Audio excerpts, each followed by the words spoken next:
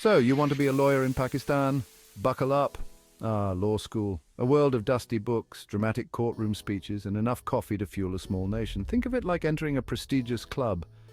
One with really high entry requirements. You can't just stroll in wearing sweatpants and flip-flops. In Pakistan, getting into an LLB program is a journey, my friend, a bureaucratic obstacle course that tests your patience, your intelligence, and maybe even your sanity.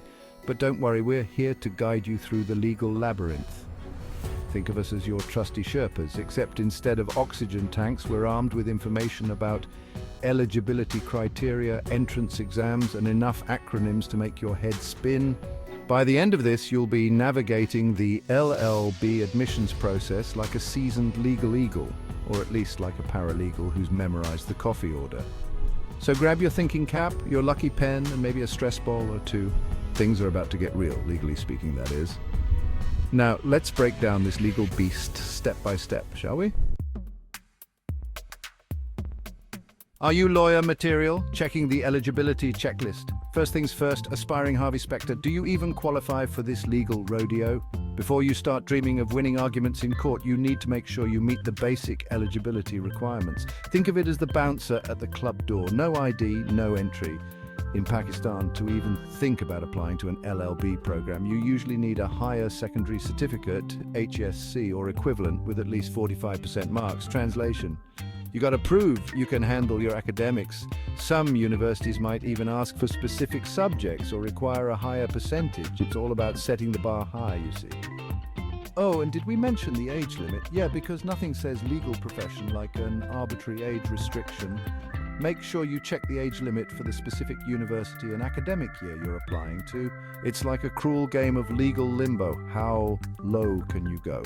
So before you get lost in daydreams of legal briefs and gavel banging, double check those eligibility criteria. It's always better to be safe than sorry, especially when your legal future is at stake. The dreaded LAT exam. Your ticket to law school. All right, you've cleared the first hurdle. You meet the basic requirements. Feeling good? Don't get too comfy, my friend, because now it's time to face the beast, the law admission test, or as it's more commonly known, the LAT. Think of it as the LSAT's slightly less intimidating, but still pretty intimidating cousin. This standardized test, usually conducted by each province's Higher Education Commission, HEC, is designed to assess your aptitude for the legal field. We're talking English comprehension, analytical reasoning, and general knowledge. Basically, they want to see if you can think critically, solve problems, and maybe even string together a coherent sentence under pressure. The format can vary, but expect multiple choice questions, essays, and maybe even a personal statement thrown in for good measure. It's a marathon, not a sprint, and you'll need to be on top of your game to succeed. Start practicing early, use those brain cells, and remember there's no crying in the LAT exam hall. Okay, maybe a little crying is allowed. But hey, no pressure, right? Just kidding, this is law school we're talking about. The LAT score is crucial. It's often the deciding factor in whether you get into your dream law school or end up, well, let's not dwell on the alternatives. Applying to law school, it's like a job application, but scarier. So you've conquered the LAT and you're feeling like a legal rock star. Time to celebrate, right? Not so fast, counselor in training. Now comes the part where you navigate the bureaucratic maze that is the law school application process. Well, remember that stack of paperwork you thought you left behind in high school? Well, it's back and it's got a law degree. Each university has its own specific application form, deadlines, and of course, fees. You'll need to gather your transcripts, your LAT scores, letters of recommendation, because everyone loves asking for favors, and probably a lock of your hair for good measure. And don't even think about missing those deadlines. Law schools are sticklers for punctuality. They're basically training you to be the kind of lawyer who files motions on time, which, let's be honest, is a small miracle in the legal world. So channel your inner organization guru. Triple check every detail and maybe invest in a good printer. This is the home stretch. Folks, don't let a misplaced comma or a missed deadline derail your legal dreams now. Section 5, the waiting game, merit lists and your future. Congratulations, you've survived the application gauntlet. Now you get to experience the joys of waiting. That's right, after all that hard work, you get to sit back, relax, and obsessively check university websites for updates. It's practically a national pastime for aspiring lawyers in Pakistan. Once the application deadline passes, universities meticulously go through each application, or at least we hope they do. Then comes the moment of truth, the merit lists.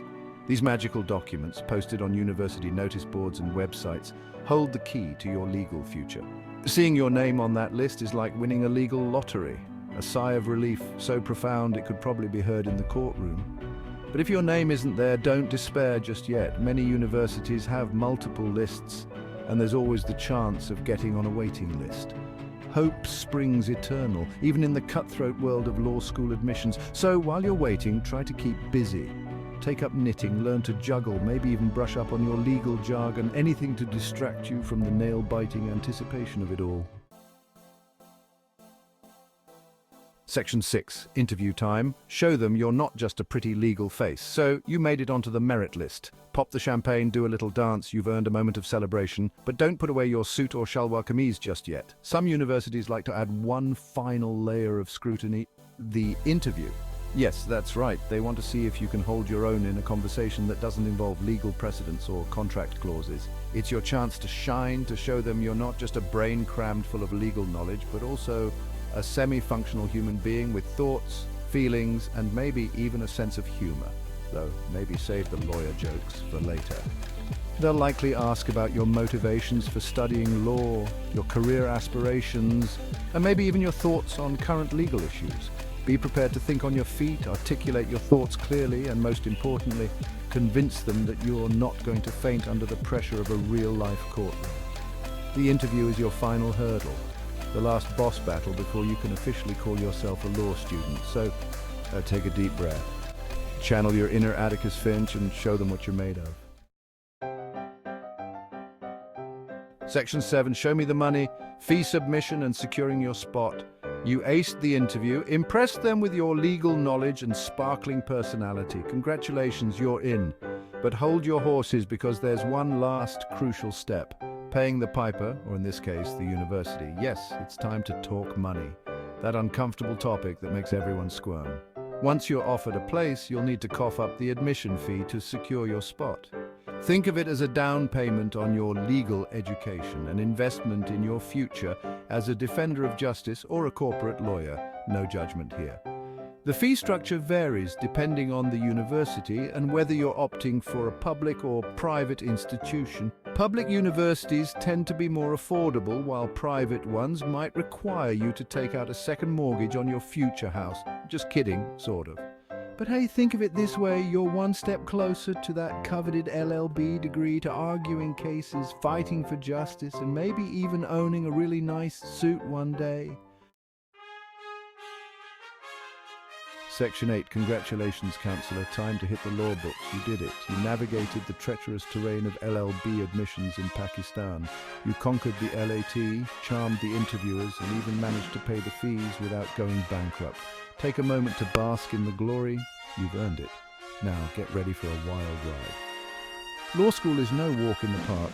It's a rigorous, demanding, and often sleep-depriving experience. But it's also an incredibly rewarding one. You'll be immersed in the world of law, learning from brilliant minds and honing your critical thinking skills. So, as you embark on this new chapter, remember to stay focused, work hard, and never be afraid to ask for help. And who knows, maybe one day you'll be the one inspiring aspiring lawyers to navigate this crazy, complicated, but ultimately fulfilling journey. Class dismissed, but seriously, go study. You have a lot to learn.